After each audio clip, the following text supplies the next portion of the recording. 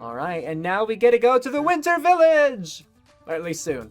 The morning sun shining through the window wakes me up. Instinctively, I roll over and feel an empty space beside me. Also, just in case, because it's been like an hour and a half, I'm quick saving.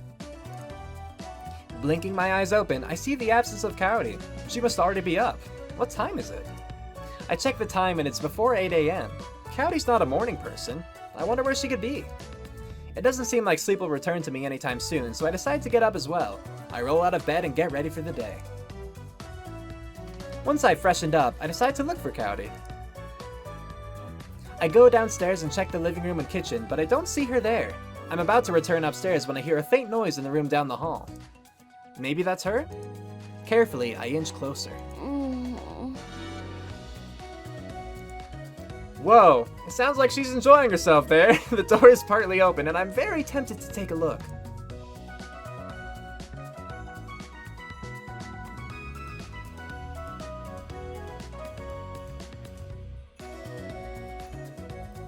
I am too curious. Gently, I creep the door open and I'm welcomed by the most magnificent sight. Oh, the yoga mat!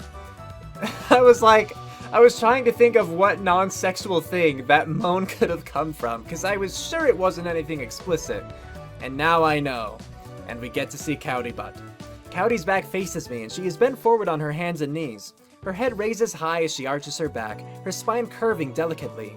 She wears skin-tight yoga shorts which emphasize the plush shape of her behind. I could get used to this view. Oh. A floorboard creaks as I try to get a closer look. I freeze, but Kaori doesn't notice. She's wearing headphones which block out other noises. Her back curves upwards in a stretch and she lets out another moan. I get the feeling I really shouldn't be watching this, and I definitely shouldn't be watching her in secret. Swiggity swiggity, I must smack them. Again, that's the kind of thing that I would have done in my other playthrough of Ace Academy, but no, I am actually kind of being me a little bit more in this, except maybe I wouldn't sneak peek, but maybe You don't know me! Good morning. Leave before she notices. I should probably just do that. She seems busy. I'm just gonna go. I am positive that if she knew I was watching, she would kill me, and I am not ready to die. I better get out of here before she notices. Sneaking out of the room, I fix the door so it is open the same amount as before I entered. Then I tiptoe back out of the hallway. There's no point just standing around. I might as well get breakfast. I head to the kitchen, which is blissfully empty. I make myself a simple breakfast and sit down to eat. Not too soon after, Kaori emerges. She has a towel around her neck, the sweat glistening off of her body. I know what she was up to, but she doesn't know that I know. I should ask her how her morning is so she's not suspicious. Hey. Morning. I didn't catch you this morning. Kaori pours herself some OJ. Oh yeah, I woke up a bit early today to do some yoga. Cool. She grabs some food from the kitchen and takes a seat beside me. We chat comfortably as we eat. Once we're finished, she heads off to shower. I decide to return to the bedroom. After the shower, she meets me there. Sometimes you click and then you have to wait, you know. After we enter the room, Kaori puts a change of clothes onto the bed. We should head out soon if you want to reach the lodge at a normal hour. It might take a little bit to check in and get settled. That seems reasonable. Sure. We quickly pack up some clothes and necessities and then head out. We are ready to head out the door, so we make sure to say a quick goodbye to her family first. Naomi drives us to the bus station, and we arrive only a few minutes before the next bus does. That's convenient. The journey there is uneventful. The countryside flies by in a white and green blur. Kaori's head drops to my shoulder as she falls asleep. I smile as I look at her peaceful face, making sure not to disturb her. She wakes up when we arrive, and after a short taxi ride, we reach the hotel within the lodge grounds. Check-in is a breeze, and it isn't long before we're unpacking in our room. We made it! Yep, it seems like a comfy place. The room is modest and clean. A large king bed with crisp white sheets center the room. The bathroom has a sparkling clean tub, large enough for two. I make a mental note of that. It may be useful later. Kaori flips through the brochure she'd grabbed from the front desk. It looks like they list out the different activities the lodge offers. There are the usual winter sports, an ice sculpture garden, winter market, and some glass glass igloos which can be rented for the night. This looks interesting. Ooh, and this too. She points to a few different things, taking check marks as she goes. I smile and flop onto the bed. Kaori seems to be enjoying herself by choosing our activities. All I care about is spending time with her, so I'm happy to let her choose. After she's planned out our entire trip, we decide to just relax in the hotel room. I decide to make use of the big jacuzzi tub and love every minute of it. We flip through the TV and watch the local channels until our stomachs growl. Neither one of us really feels like moving, so we decide to treat ourselves to room service instead. We both choose the chef's special for the night, which is freshly grilled fish. Apparently, they also offer ice fishing on the grounds, so they mean it when they say fresh. As expected, the food is amazing and we devour it all. A wide yawn escapes Kaori's mouth. Are you tired? I think I am. Really? You slept the entire ride over here. She slips onto the bed and hugs a pillow. I was awake really early this morning. It'll be good to have an early night. We've got a lot planned for tomorrow. That's fair. Her eyes are closed as she talks, and I grin. The poor girl really is tired. Well, at least change her clothes. Okay. That seems fair too. Mustering the energy to move, she drags herself off of the bed. She quickly changes and gets ready, then crawls right back into bed. By the time I've gotten ready too, she's fast asleep. I slip into bed next to her and cuddle her into me. In her sleep, she seeks me out, huddling close. There's a smile on my face as I slowly drift to sleep. I think one of the things that could be done to improve a lot of the dialogue in this is just to be a little more varied in word choice, especially when it's in a cluster, and especially, I would say don't have like multiple sentences in a row end with the same word, like sleep or bed or whatever. The fact that Kaori's mom is always beaming, like I get that they're trying to just clarify her expression and everything like that, but it just becomes a little repetitive, and it doesn't have a good rhythm to it when it just ends in the same word like that. I feel that kind of thing should only be done intentionally and rarely. That's my opinion. We wake up bright and early at the hotel and order room service for breakfast. That's gotta be expensive. Afterwards, we put on our hats and jackets and start our day. So, what are the plans for today? Kaori unfolds a small map she must have gotten from the front desk yesterday. The ice sculpture garden is not too far from here. Maybe we can check that out. Sounds good to me. I follow Kaori down a small path. It looks like she's leading me to some kind of winter garden, but I can see something shimmering from the distance. As we get closer, there seems to be some statues made out of glass?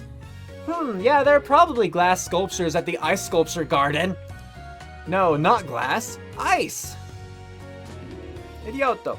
Hundreds of ice sculptures fill the area. Some are even taller than me. The sunlight filters through, causing them to shimmer like crystals.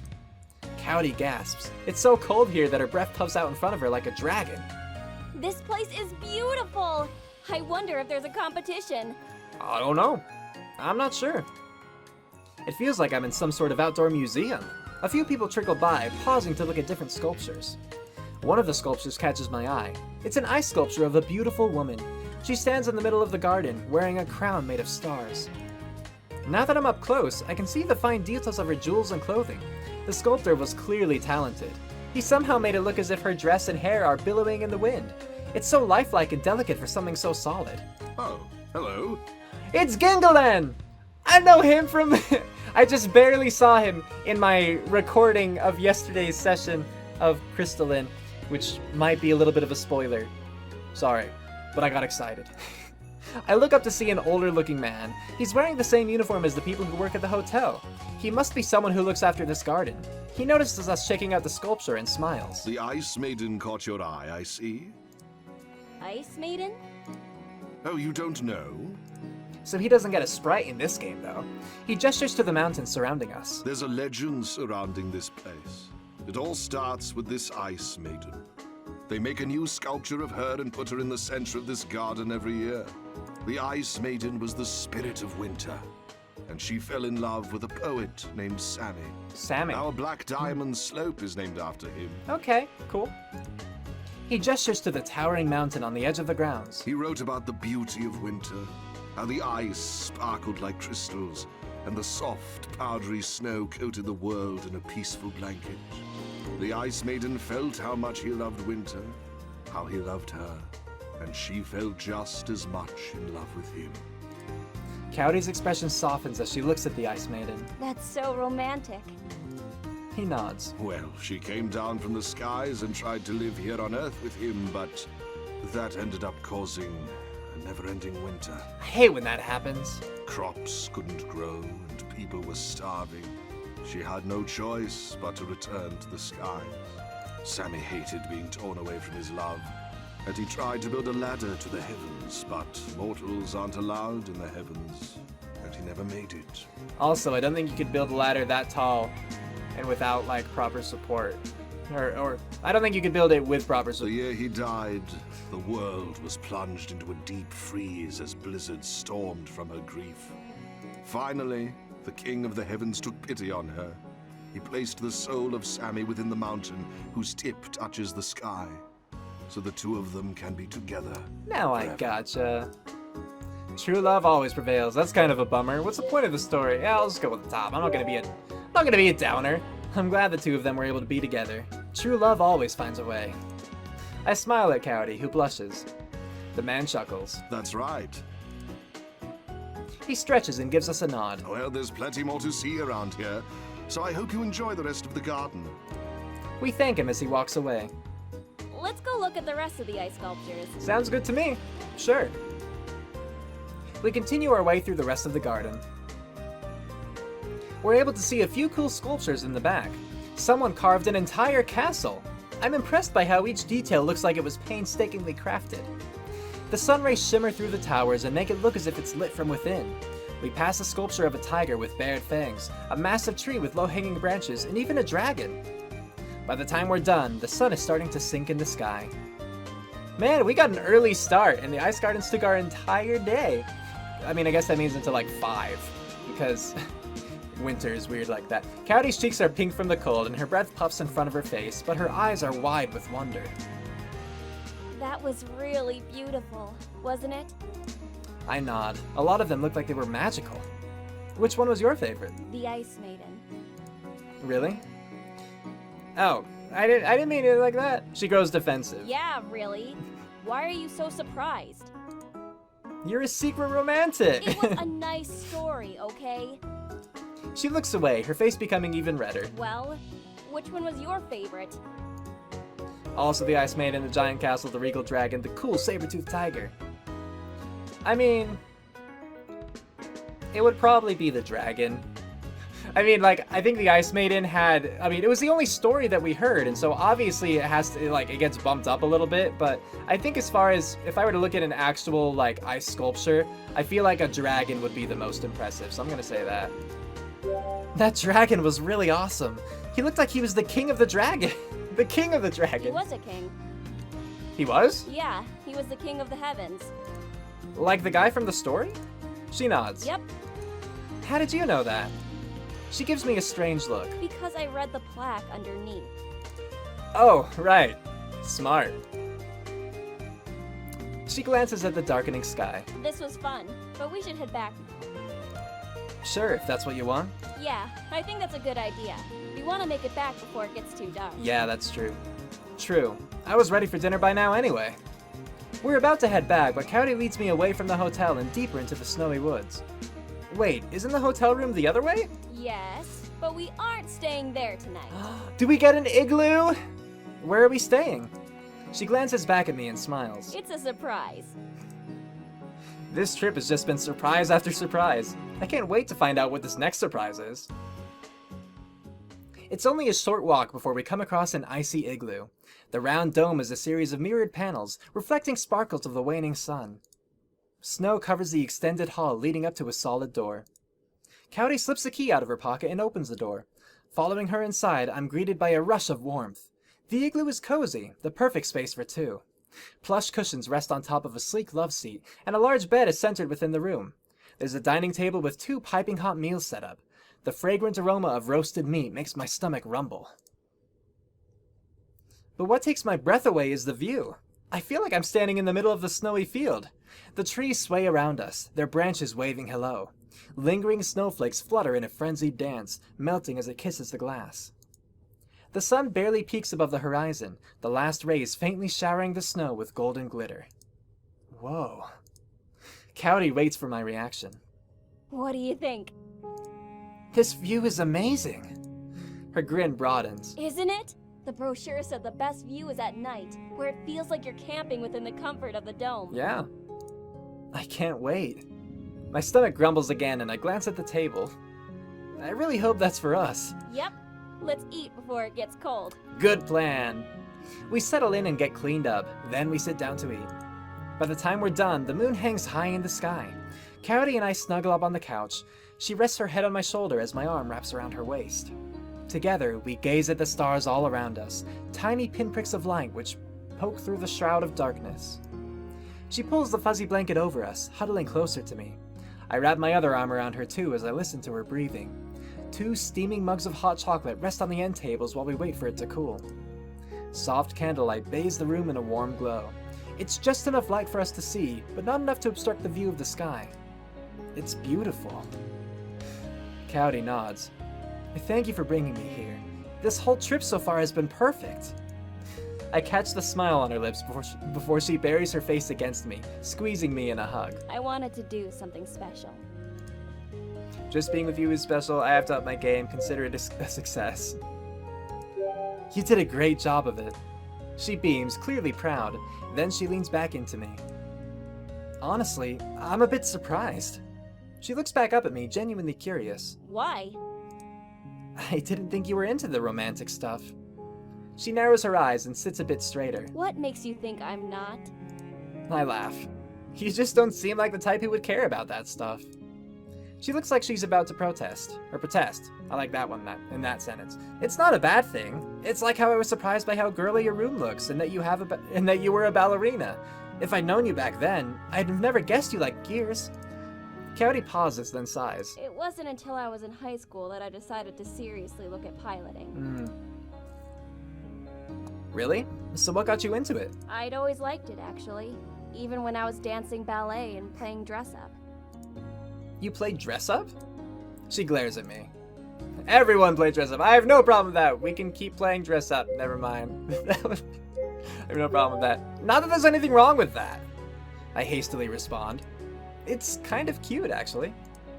Her face turns pink as she looks away. Oh, well, yeah, I did. Everyone played dress-up, right? I played dress-up. Anyway, even though I liked piloting in gears, I never really pursued it because I didn't think that was something that girls were supposed to like. Ah, we're pushing for STEM here. And I watched my sisters and my friends who all loved dresses and makeup and all the traditional girly stuff. And I figured that's what I needed to love too. So I wore the cute dresses and I danced ballet, because that's what girls are supposed to do. Oh, so do you not actually like that stuff then? Did you even enjoy any of those things? Well, I mean, yeah. I wouldn't have done it if I hated it. It just wasn't your favorite. She stumbles over her answer, refusing to make eye contact with me. Her face is as red as a tomato. I can't hold back my smile. She's just too cute. If you liked it, then why did you stop? She hesitates. I had an epiphany at the end of middle school. Oh? That timeline sounds familiar. I think back to when Kaori and May's friendship had been strained. That had started right around the end of middle school, when Kaori found out Ryota, A's at the end, wasn't interested in her. Because of Ryota? She nods reluctantly. After that happened, I learned a lot of different things. And one of the things I realized was that there's no rule on what girls are supposed to do. I didn't hate all that girly stuff, but it never quite felt like it was me either. Gotcha. So, I decided to start doing what I wanted to do and be who I wanted to be. That's good, yeah, that's awesome. Piloting was a lot easier to transition into than I thought it'd be. It helped me focus on myself. When I'm in Aura, there's just the battle. I think about what she says, and I understand. When I'm an eagle, I feel safe and powerful, like I can take on the world. After all, I'm literally encased in armor. I get it. I feel the same way in Eagle. She nods. I started focusing more on fitness and health, so I could be a better pilot. Ballet actually helped me increase my flexibility, and gave me the foundation I needed for conditioning. Yeah, that makes total sense. Not surprised at all. It sure did. I can picture her bending over as if it were yesterday. Because it was. And as I grew stronger and more confident, I became less scared to speak my mind. How could anyone know what I was thinking if I didn't just say it? I mean, there are some social cues and stuff. It seems pointless to not just tell the truth. Her expression softens, and suddenly she seems strangely vulnerable. She wrings her hands together anxiously. But I know that a lot of times people don't like how blunt I am. Or they think I'm scary. Yeah. Sometimes, I wonder if maybe I should have tried to be less outspoken. I think there's a good balance. Her voice trails off, and she looks wistfully back up at the sky. Don't think like that. She doesn't move. Kaori. At the sound of her name, she finally returns my gaze. Her eyes search my own as she waits to hear what I have to say. Tell her you love her, remind her how you feel with a kiss, forget about them. I mean, like, I'm leaning toward tell her you love her. But I will say that the top two don't seem totally in line with what we were just talking about. It seems more like forget about them is more appropriate just in terms of the context, but it's also not exactly the message I would give either. Because I do think it's really good to be able to speak your mind. Wow. You know, be more assertive at times. Like, because I definitely need to work on that stuff. I'm not very assertive, and I worry a little too much about what people think a lot of the times. But I do think there's a good balance. Like, I do think that Kaori oftentimes is a little too blunt, you know? Like with my Christmas present. I'm sorry you didn't like it, but you could at least not make me feel bad, you know? Like, if I don't like a present, you'll never know. You know what I mean? Like, that's what I try to do. But I'm just gonna go with this. Tell her you... First I'm gonna do this. Because I want to. I haven't had a normal save yet anyway. But I'm just, yeah. Watching her second guess herself makes my heart twinge. This woman is both beautiful and smart. She's fiery yet cool. She's strong yet delicate. She's all these opposites that you'd never guess would go together. And that's what makes her so perfect. I love how outspoken you are. I love that you wear your heart on your sleeve. I love how much you care about your friends and family. I love that you could almost definitely kick my butt. But most importantly, I love you. All of you. Kaori smiles gently at my words. She pulls me in and plants a soft kiss on my lips. That's how I feel about you, too. Aww. Her words spark an electricity in my chest. Warmth blossoms in my heart, and I pull her in for another kiss. She giggles as she falls into me. We spend the rest of the night entangled together underneath the silvery light of the moon. Our hot chocolates are long forgotten and as cold as the frozen landscape. I never want this moment to end. Closing my eyes, I savor the feeling of blissful peace. With Kaori in my arms, I soon drift to sleep beneath the winking light of a million stars. Happy, peaceful, sleepy time music. Cool. Yeah, I am too actually surprised that Kaori has put forth all this effort to do this for us, but it's really sweet of her, and it's been nice. I jerk awake to a yelp. My heart kicks up into my throat and I sit straight up. What? Everything is bright and fuzzy. I squint through the ribbon of sunlight cutting through the ceiling. Kaori, what's going on? Kaori backs away from the edge of the dome and shuffles frantically next to me. Are you okay? No! What's the matter? She points to something outside of the dome. Over there! My brows furrow. I look to where she's pointing, but there's nothing but snow and evergreens. I don't see anything. Kaori furiously shakes her head. It's still out there! Is it a wolf? Is it a burr? Stay here, I'll investigate. Scary, you should investigate. Well, I guess we're going to die. Stay here, I'll investigate. My heart is pounding, but I rise to a stand. It's going to be okay. Just stay here, I'll take care of it. Wait! You can't go by yourself! What if something happens? I'll be fine. I'm just going to go see what we're up against. I'm going with you! She puts on a brave face, but her trembling voice gives her away. I untangle myself from Kaori's arms and slip off of the couch. I quickly put on my boots and coat, not bothering to tie my laces or zip up. Opening the door, I look around. A cool breeze snakes up the back of my neck, making me shiver. Kaori comes up behind me, staying as close as possible. There! She points at something shifting in the bushes. I squint. It's in there! She grabs onto my arm with a death grip. Frowning, I take a step closer. Something shifts in the bushes again. My heart starts hammering in my chest. Be careful, you don't know what's there. Snow flurries off of the leaves and branches as the creature stirs within. Then, a fluffy bunny hops out. Ah! Oh, wait. Aw, cute little bunny. Okay, so where's the scary thing? Aw, cute little bunny. I think I'm gonna go with that. It's so small and fluffy. My heart melts a little. Aw, what a cute little bun.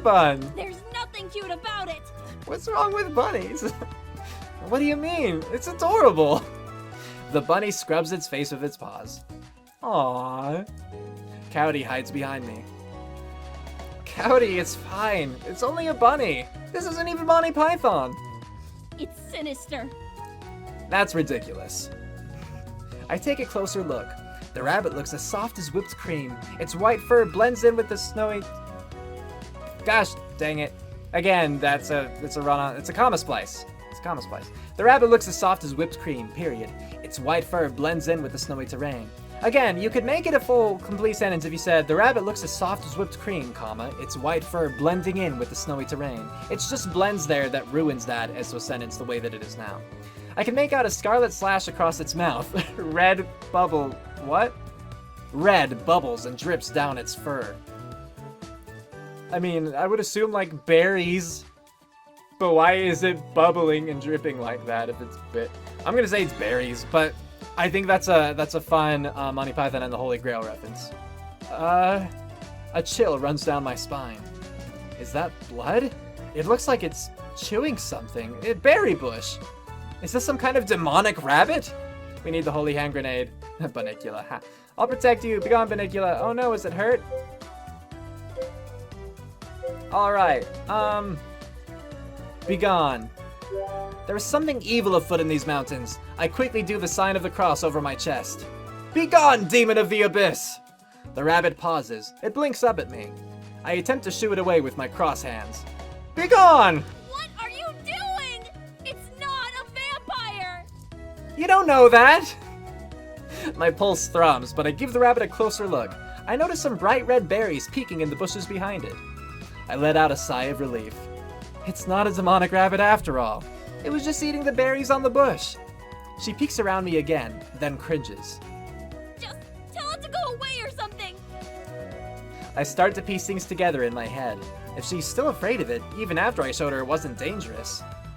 Kaori, are you just afraid of rabbits or something? I hear her suck in a breath. So what if I am? But it's just a rabbit. What's there to be afraid of? Can't you see its teeth? Lose the apostrophe. Yeah? And its claws? Lose the apostrophe. And glowing red eyes? No? And the foam coming out of its mouth? And its horns? Okay, it doesn't have foam, and it doesn't have horns. I'm pretty sure. Do you even know what a rabbit is? She scowls, crossing her arms. Of course I do! I saw them in Bunny Darko! Well, that might be the problem. Bunny Darko? That horror movie? She nods. My sisters were babysitting me when I was little and put it on. The rabbit was all bloody and disfigured. I had nightmares for weeks. Okay, that's fair, I guess. That makes more sense. But it's a movie. It's pretend. So, I don't trust them. The rabbit scratches at its ear with one of its big feet. It gives us another curious glance before darting off in the other direction. I watch it disappear across the snow. I smile a little and shake my head. Well, it's okay. It's gone now. Good. I slip my hand into hers. And we have a full day ahead of us, without rabbits. Kaori slowly nods. That's true. What fun things did you plan for us this time? I hope that by talking about something else, Kaori will forget about the rabbit. It seems to work as she perks up. Tonight is the winter market. I wonder if it's changed a lot since I was a kid. I don't know. I guess we'll find out later. Maybe we can get some breakfast at the lodge and then go skiing after? Yeah, but first, you should maybe tie your boots. Well, maybe you should put on winter clothes, because you're in pajamas, according to the sprite. I glanced down. Oh, right. I had been in such a hurry before. And you'll probably need a little more clothes than just your PJs. Okay, yeah. Kaori glances down at herself and her cheeks redden. We return to the igloo so we can get ready properly. I go through my morning routine, then slip on my coat and... I read that as hot and I was confused. Slip on my coat and hat. Soon after, we head out. After breakfast, we spend some time skiing on the slopes. Kaori is better and faster at it than I am. She always manages to whiz past me, but she never strays too far, always stopping and waiting for me to catch up. While we're here, I can't help but mull over the story we had heard yesterday. Some of the people who work here say that there's a broken, unfinished staircase if you check out the Black Diamond. I kind of want to check it out and see if it's true, but I'm not sure I'm ready for a Black Diamond just yet. Plus, a lone staircase on its own in the middle of nowhere sounds like a bad idea in general. By the time we've had our fill, the sun is beginning to set. We return to our hotel room to freshen up for the evening. Soon night falls. A million amber stars shimmer in the sky above us.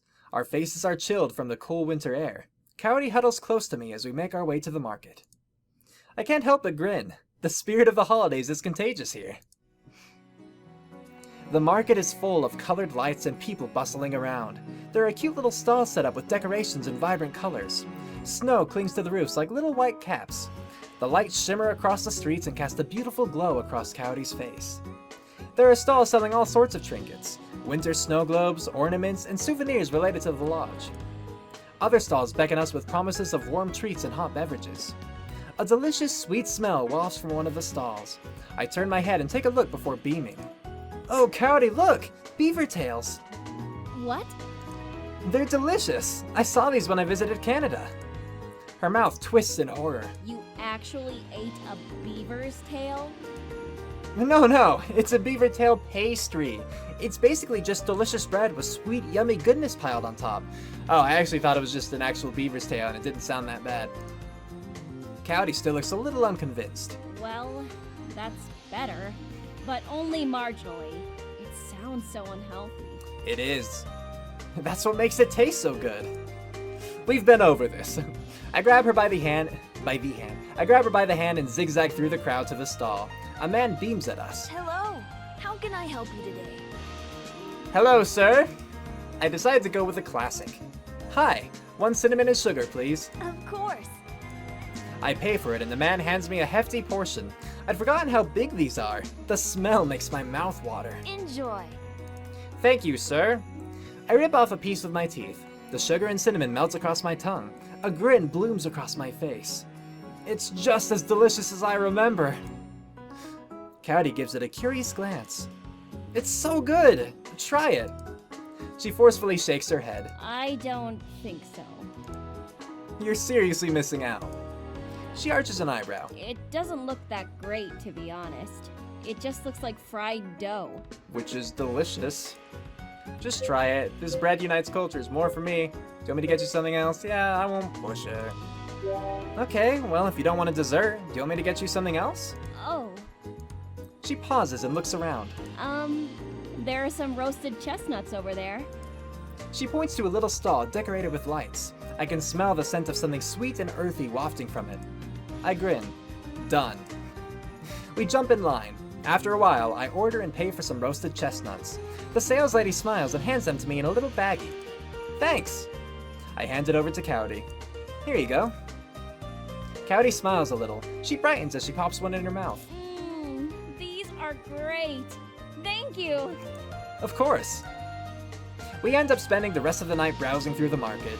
I buy a few souvenirs for Aunt Yuki, Uncle Kaito, and Nikki. I wonder how things might have been for them on their vacation. Or I wonder how things have been for them on their vacation. Did they have a good Christmas on the beach? I'm sure they did. After a few hours of eating our fill of snacks, drinking hot chocolate, and exploring the shops, I start to feel a little tired. A tiny yawn escapes Kaori too. Maybe we should head home. We don't want to miss the last bus back. Kaori nods. It isn't until we start heading back that I see her dig into a paper bag. It must have been from one of the shops. Here. She hands me something wrapped in tissue paper. She's avoiding eye contact, face flushed. Oh? What's this? She blushes even deeper. Just open it. It's another present? Because what I was actually thinking was, I hope we get an opportunity to buy her something to make up for the lackluster Christmas present. But all we could do was chestnuts. I didn't see her buy me anything. She must have been sneaky. Quickly, I unravel the tissue paper. It's a small glass statue of a man holding a quill and paper. Is this the poet from the story? She turns away, nodding. Yeah. She shuffles another tiny statue between her hands. It looks like it's the Ice Maiden. It's not something big, okay? I just wanted to get something so we could remember this trip again. You know, it is cute, and I like the fact that we got, like, a pair of presents. But we also have bracelets that go together. A smile warms my face. Give her a hug. Kiss her. You know, I'm gonna kiss her. Pulling her close, I plant a gentle kiss on her lips. She catches her breath in surprise, but returns the kiss, eager and loving. This trip has been amazing because you were amazing. I won't forget it.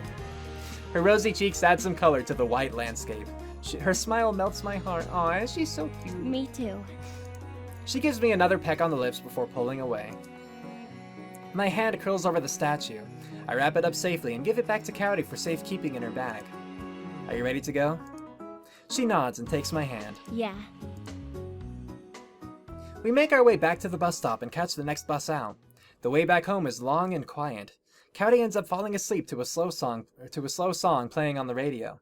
Afterwards, we flag a taxi.